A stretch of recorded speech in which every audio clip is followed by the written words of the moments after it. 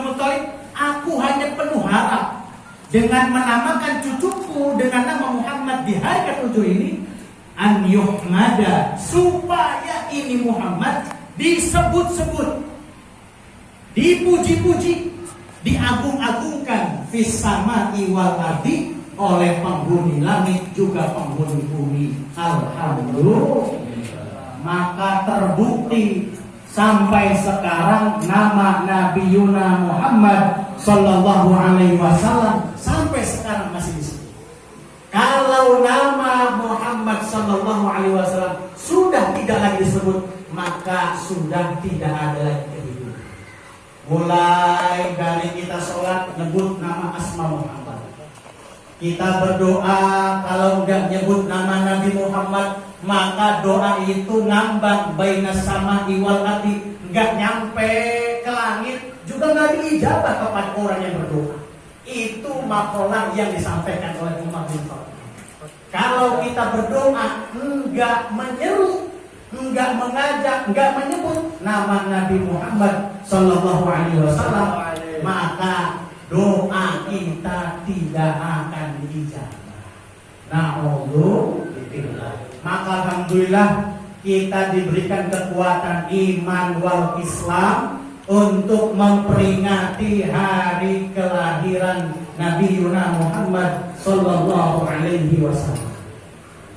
Maka kata Imam Jalaluddin As-Suyuti, dari Imam Jalaluddin itu ada dua. Makanya ada kitab namanya Tafsir Jalalain. Kalau kita biasanya tafsir jalan lain, guru ngomong kemana, praktek kita seperti apa? Jalan lain. Tapi kalau dulu ada kitab tafsir, sampai sekarang diaji di pesantren, jalan lain.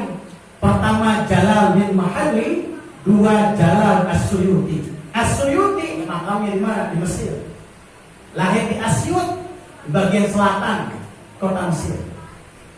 Dalam makalahnya menyikapi tentang perayaan Maulid Nabi besar Muhammad Sallallahu Alaihi Wasallam, beliau menyampaikan annal i'tina'a bi Maulidin Nabi Sallallahu Alaihi Wasallam min a'zamil qurbati.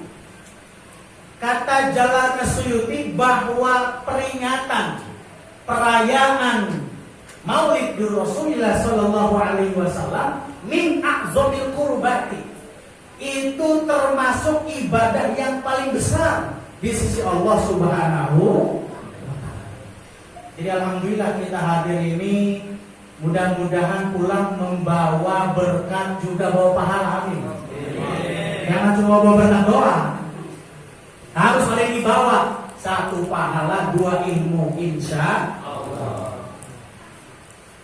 Yang pertama, kata Imam Jalal As-Suyuti, bahwa peringatan Maulid Nabi wadhalika yahsulu illa bisalasa. Peringatan Maulid Nabi tidak akan hasil mendapatkan pahala bagi orang yang hadir kecuali dengan tiga. Pertama, kata Imam Jalal Suyuti, it'amut ta'am, menyuguhkan makan makanan, menyediakan makan makanan, pisang, jeruk, apalagi lemper, aqua, macam-macam. Ini adalah suguhan makanan di mana Allah membukakan hati kepada para donatur untuk menggerakkan hartanya, dibelanjakan untuk peringatan Maulid Rasulullah Sallallahu Alaihi Wasallam. Maka ada satu cerita di mana di zaman Khalifah Umar bin Abdul Aziz. Dia Khalifah Umar bin Abdul Aziz ini cicit dari Umar bin Khattab. Umar bin Khattab itu punya anak Qasim, nikah dengan namanya Laila, punya anak namanya Abdul Aziz. Abdul Aziz nikah dengan Ummu Farwa, punya anak namanya Umar lagi. Dari Umar bin Abdul Aziz bin Qasim bin Umar bin Khattab. Di masa beliau, karena beliau terkenal adil semasa memimpin dinasti Umayyah, beliau hanya memimpin selama 2 tahun. Selebihnya saudara-saudaranya ada yang sampai 10 tahun, tahun. Hanya Khalifah Umar bin Abdul Aziz memerintah 2 tahun. Di masa beliau ada seorang nenek tua, perempuan tua, janda, punya anak satu-satunya, namanya Ummu Kulsum. Ummu Kulsum ini sepanjang hidupnya belum pernah yang namanya merayakan ataupun peringatan Maulid Rasulullah Sallallahu Alaihi Wasallam, belum pernah. Akhirnya di masa lansianya ngomong sama anak perempuannya, "Neng, emak ini udah tua, khawatir tahun depan gak ketemu Rabiul Awal lagi. Emak kepengen namanya memperingati peringatan Maulid Nabi, tapi gak punya biaya." Akhirnya anaknya nyaut, "Lalu kalau gak punya biaya, mau dari mana biaya tersebut untuk mengadakan Maulid?" Kata emaknya, "Apa neng dijual aja? Nanti hasil jualannya ini dipakai untuk peringatan Maulid Nabi." Mungkin kalau Ummu Kulsum hidup di era milenial, masuk dan ditangkap KPAI karena kasus menjual anak di bawah usia. Untungnya hidup di zaman Umar bin Abdul Aziz, tidak diperkarakan. Akhirnya karena anaknya ridho, orang tuanya ikhlas, kata anaknya, "Gak apa-apa mak, aku ikhlas, aku dijual, kita pisah di dunia, tapi mudah-mudahan dengan syafaat kelak Rasulullah Sallallahu Alaihi Wasallam kita dipersatukan di surganya Allah Subhanahu wa Ta'ala." Dijual anaknya. Kalau kita dijual pas alam, subuh-subuh, saking gak mau diketahui tetangga, dijual anaknya. Habis sholat subuh, hasil jual anak tadi dipakai beli gandum, beli buah-buahan, beli aqua, belanja sendiri, ngegotong sendiri, naik bajai sendiri, masak sendiri, sampai ngebesekin makanan, ngebesekin sendiri. Saking kepengen dapat pahala Maulid Nabi. Selesai masak, selesai ngebesekin, akhirnya ngundang sama jamaah, "Hadirin, nanti malam Banda Isa kalau yang tidak ada kegiatan dan punya waktu luang, diatur hadir ke rumah saya. Insya Allah akan diadakan peringatan Maulid Nabi." Karena berhubung di sekitar rumah Ummu Kulsum ini orang kaya semua, akhirnya nyepelehin. Kata orang kaya tersebut, "Alah, Ummu Kulsum punya apa mau ngadain Maulid Nabi? Makan aja susah, rumah kalau waya hujan kehujanan, waya panas kepanasan, belagu amat mau ngadain Maulid Nabi. Paling banter kalau kita datang ke rumahnya cuma disuguhin air minum doang." Itu kata orang kaya.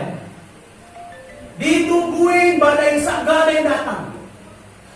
Sampai tengah malam gak ada yang datang, gak ada gerak-gerik orang pada mau datang. Kerabat terdekat, tetangga, kanan, kiri, depan, belakang, gak ada yang datang. Sedih kepala tanggung, anak sudah dijual, capek masak seharian, ngebesikin makanan, bungkus seharian, sendiri aja. Karena kepengen dapat pahala Maulid Nabi. Tapi nyatanya balasannya, saudara, kerabat, tetangga, gak ada yang hadir. Akhirnya berdoa kepada Allah, "Ya Allah, turunkan pahala Maulid Nabi malam ini juga senyata-nyatanya." Akhirnya selesai berdoa kepada Allah, ada yang ngetok pintu. "Assalamualaikum ya Ummu Kulsum." "Waalaikumsalam." Dibuka pintunya. Kata yang datang, "Hei Ummu Kulsum, kau gak usah sedih, kau gak usah menangis. Aku, anak Muhammad bin Abdullah, beserta para anbiya wal mursalin wal malaikatil muqarrabin, hadir datang ke rumahmu untuk memperingati hari kelahiranku. Alhamdulillah." Berarti hadir siapa, Pak? Nabi Muhammad beserta para penghuni langit, anbiya wal mursalin wal malaikatil. Saking gak percayanya yang hadir idolanya, Kalau yang dihadirkan adalah Rasulnya sendiri, ngelihat besek, balik badan, ternyata besek masih utuh, berarti saya gak mimpi. Pas balik badan lihat pintu, itu Rasul beserta para rombongan ikut tidak ada. Ikut hilang. Kemudian dicari keluar rumah, ikut gak ada. Dilihat gak ada kantin di belakang rumah, gak ada. Pas masuk rumah lihat besek, ikut tidak ada. Alhamdulillah. Makanya kita bisa ambil pelajaran. Kalau kita ingin mendapatkan syafaat kelak nanti di yaumil kiamah, ayo kita bareng-bareng. Kita jangan sayang-sayang untuk berkorban harta memeriahkan peringatan Maulid Nabi, insya Allah. Punya anak ya, mau ngalin Maulid Nabi, punya anak bandel, pengen ngalin Maulid Nabi, atau kalau bandel mending jual anaknya, dipakai buat Maulid Nabi daripada nggak guna. Punya istri disuruh sholat gak mau, status mulu banyak, update status tiap menit. Masya Allah, kayak begitu mending jual atau tuh bertambah, pakai buat Maulid Nabi. Paling besok pakai KPAI. Ayo sama-sama. Kalau kita ini mengaku umat Nabi Muhammad Sallallahu Alaihi Wasallam, harusnya jelas ke depannya apa yang kita korbankan untuk idola kita, yakni Nabi Muhammad Sallallahu Alaihi Wasallam. Jangan sampai kita kalah meriah dengan tahun baru nanti. Tiap tahun meriah, giliran Maulid Nabi begini-begini aja. Gak ada yang namanya peningkatan. Giliran dipinta Maulid Nabi per pintu, gedumelnya 2 minggu. Ada yang begitu. Padahal eventnya tahunan. Tahun baru juga tahunan. Tapi kalau meriah sama tahun baru masa ini. Nah, maka yang pertama sekali, kalau kita ingin mendapatkan syafaat kelak dari Rasulullah Sallallahu Alaihi Wasallam, yang pertama wasilahnya it'amut ta'am. Yang kedua, ingin mendapatkan syafaat Rasul, ingin mendapatkan pahala maulid Rasul, tapi gak punya duit, ada alternatif yang kedua. Apa itu? Qiraatul Quran, membaca Al-Quran. Tadi maulid Nabi diawali dengan baca Quran, alhamdulillah. Makanan udah ada, alhamdulillah. Qiraatul Quran, baca Quran. Itu qiraatul Quran, asal kalimatnya kan qara'a, yaqra'u Qur'anan, bukan korona. Qara'a, yaqra'u Qur'anan. Qur'anan itu masdar ghairu min, artinya bacaan, bukan pajangan. Sekarang Quran sudah beralih fungsi, hanya jadi pajangan di atas TV, disenderin di antena. Nah, itu fitnah akhir zaman. Akhirnya Quran ada di Android, kemudian masuk ke Android, di-download di Play Store, di-download doang, dibaca kagak. Nah, padahal kata Rasul, Iqra'ul Quran fa innahu ya'ti yaumal qiyamati syafi'an li ashabi. Baca olehmu itu Al-Quran, karena nanti ini Al-Quran akan datang pada hari kiamat menjadi penolong bagi orang yang membaca dan mengamalkannya, insya Allah. Cuman saya belakangan ini Al-Quran dijadikan tameng politik, Pak. Sangat disayangkan. Ayat Quran dijual murah demi kepentingan politik dan juga kepentingan hal lain sebagai macamnya. Na'udzubillah. Jangan sampai Quran yang harusnya memberikan syafaat kepada kita justru berbalik arah, akan mendurhakai kepada orang yang memperalat ayat suci Al-Quran. Wala tashtaru bi ayatillahi samanan qalila. Jangan kau perjualbelikan ayat-ayatku Kebesaran-kebesaranmu hanya demi kepentingan 2-3 tahun, 4-5 tahun, murah. Kalau hanya untuk menjual ayat Allah yang jauh lebih besar kandungannya. Maka jangan ada lagi mental-mental kita yang kadang tiap hari baca Quran, tetapi pribadinya, akhlaknya justru jauh dari Al-Quran.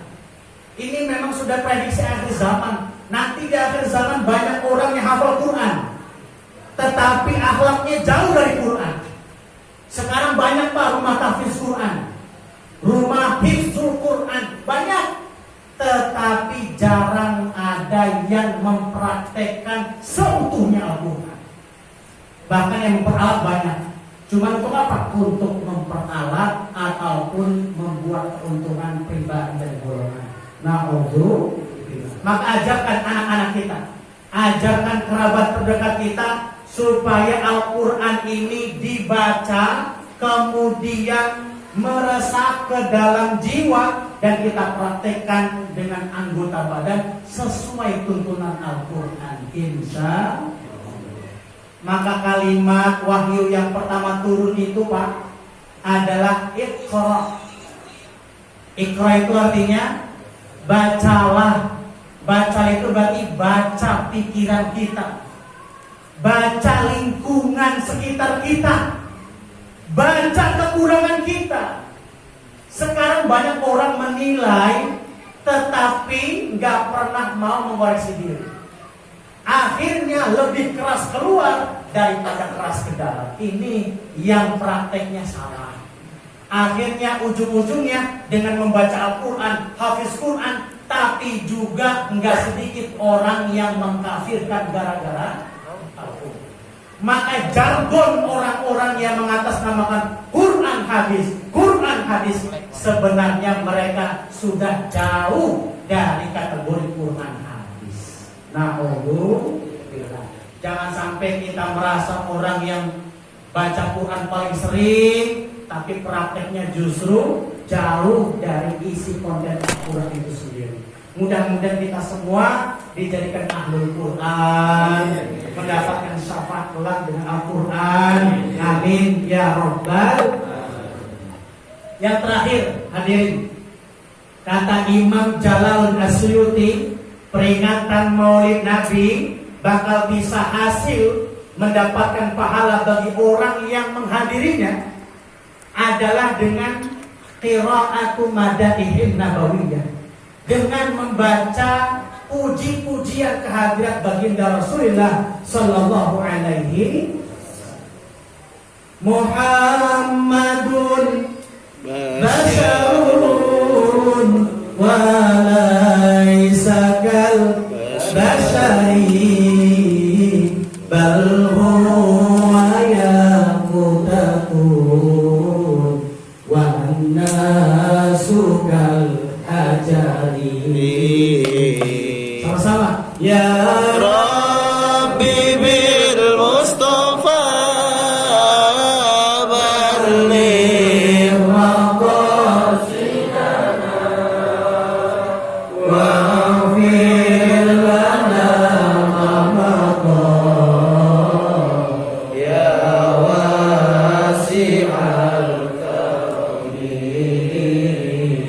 Muhammadlah manusia tapi luar biasa, bagai intan permata, kita mah batu bata. Ya Rabbi bil Mustafa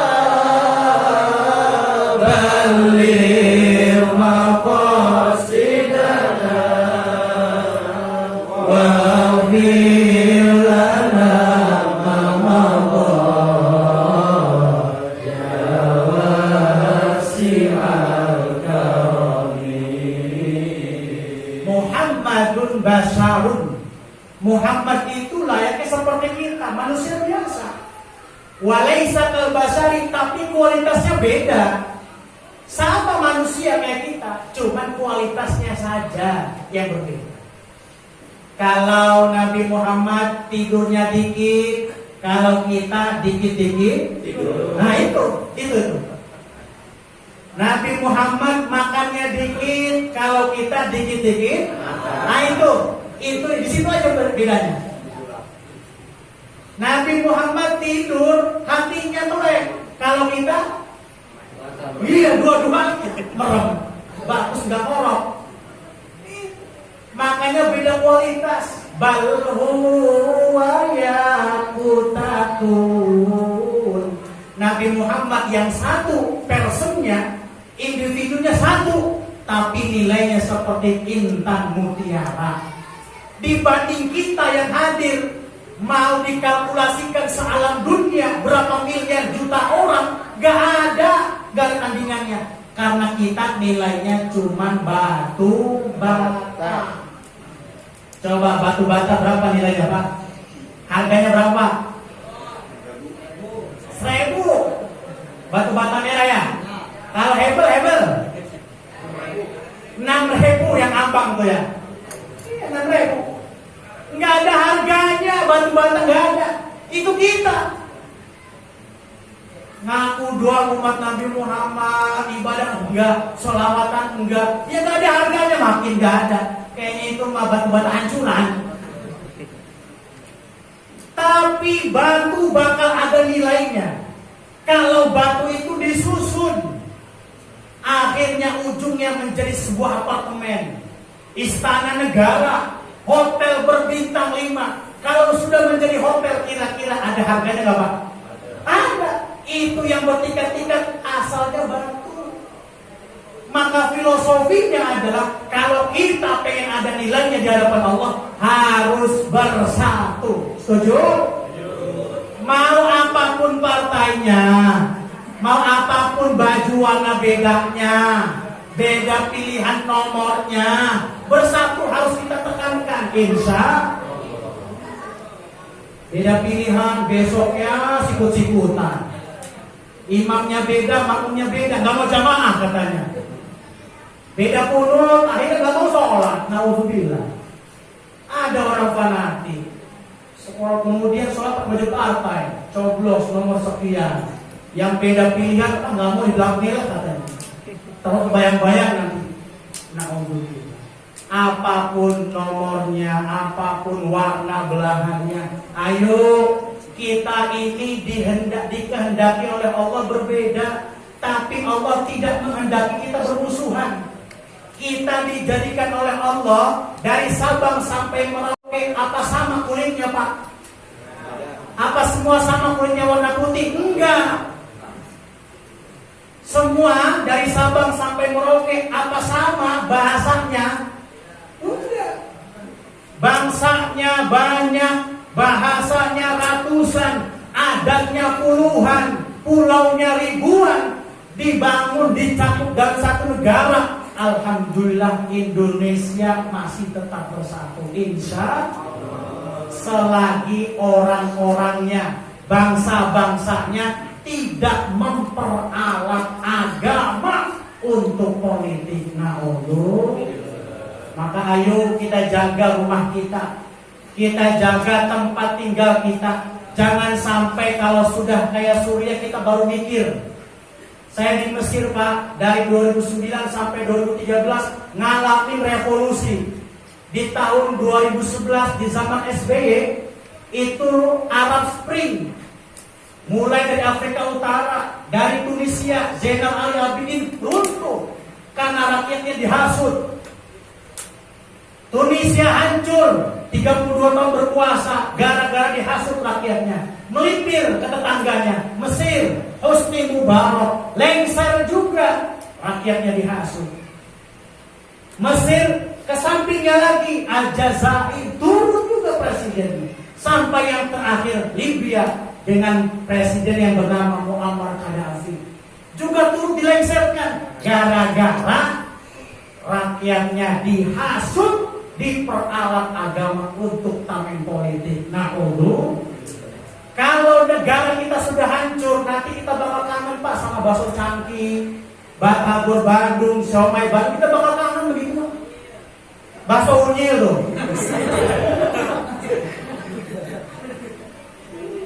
Gak bakal lagi kita ngeliat sepongbon, gak bakal lagi. Gak bakal tenang lagi anak-anak berangkat ngaji pada gak bakal tenang. 2011 hancur anak dioyak-oyak gara-gara apa? Agama. Timur Tengah hancur gara-gara agama. Karena apa? Politik dibungkus dengan agama. Sekarang Indonesia sedang dicoba untuk ke arah sana. Karena apa? Karena rakyatnya mulai digiring untuk candu ke agama, dipakai kepada politik. Nah, jangan sampai Pak. Maka tadi pembukaan dari ketua kita Profesor Tani, supaya kita ketika mendapatkan berita lewat WAG atau WhatsApp group, kita harus saring dulu sebelum sharing. Saring sebelum ini dibaca belum, udah langsung di-share lagi. Udah gitu di bawah ada ancaman. Kalau nggak dikirim kepada 10 kontak Anda, maka keluarga Anda akan dilaknat oleh Allah. Alhamdulillah. Itu dakwah kok ngancam gitu. Dakwah punya tadi bil mau'izatul hasanah. Gitu ya, bil hikmah kok ngancam neraka. Yang herannya lagi, yang kasihannya lagi guru-guru kita yang gak kenal email, gak pernah tahu password, tiba-tiba punya WhatsApp, masuk ke WA grup, ikut-ikutan ngebara-barain. Aduh, kasihan kita. Korbannya guru-guru kita, Pak, yang dulunya ngaji, kitab salaf, akhirnya termakan hoak. Kita mau bantah guru kita, akhirnya kita serba salah.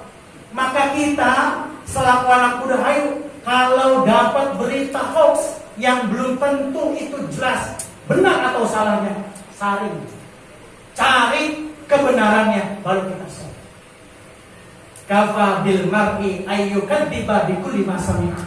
Cukuplah orang itu dikatakan pendusta apabila dia men-share apa yang dia dengar kemudian dia belum baca. Jadi kedengar aja katanya. Kamu dari mana katanya? Ini dari mana katanya? Di berita di katanya. Jadi orang sekarang gampang diperdaya, Pak. Yang penting ada qala Rasul, qala Allah Ta'ala, selesai, share, yang penting pahala. Na'udzubillah. Bicara benar atau salah urusan nomor 12 katanya. Na'udzubillah.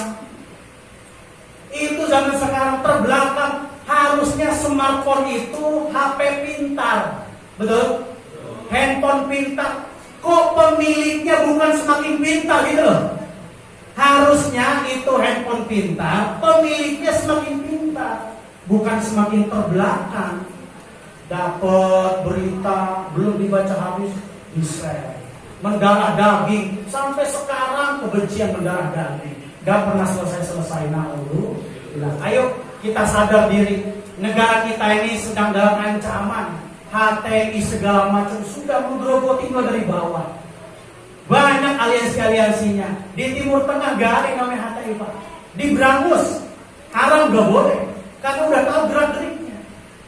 Maka kita di Indonesia ini yang majemuk, beda agama, beda suku, jangan dijadikan sebab kita bermusuhan. Justru kita harus saling kenal mengenal. Ya ayuhan nas, inna khalaqnakum min dzakarin wa untha wa ja'alnakum syu'uban wa qabaila. Apa jawabannya? Lita'arofu. Allah nyiptain kita laki perempuan, selesai. Udah laki perempuan selesai, dijadikan oleh Allah syu'uban, berbangsa-bangsa. Bangsa Asia, bangsa Eropa, bangsa Afrika. Apa sama kulitnya? Enggak. Apa sama bahasanya? Enggak. Tapi yang Allah inginkan adalah lita'arofu. Itu artinya Allah menghendaki kita beda. Tapi yang tidak Allah inginkan adalah bermusuhan. Nah, maka mudah-mudahan sepulang Maulid Nabi ini kita tersadarkan kalau kita ini sedang diperalat oleh agama, oleh politik identitas hanya untuk kepentingan 2-3 tahun, kemudian kita dijadikan emosi sesaat. Na'udzubillah. Mudah-mudahan kita semua diberikan kesehatan, umur panjang, kemudian anak-anak kita dijadikan anak-anak yang soleh dan solehah, lingkungan tempat tinggal kita dijauhkan dari segala mara bahaya dan musibah. Amin. Ya Rabbal. Itu saja hadirin yang bisa saya ketengahkan. Mudah-mudahan manfaatnya. Wallahu